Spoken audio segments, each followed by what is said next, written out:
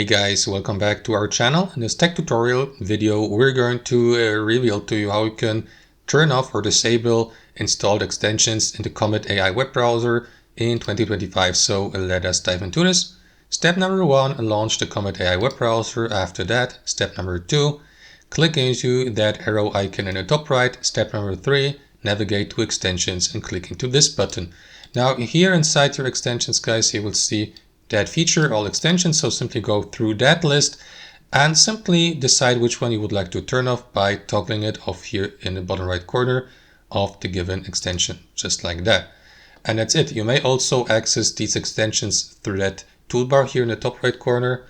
And for example, click into these three dots, and if you'd like to manage them, click into manage extensions here or remove it entirely from your entire browser, guys.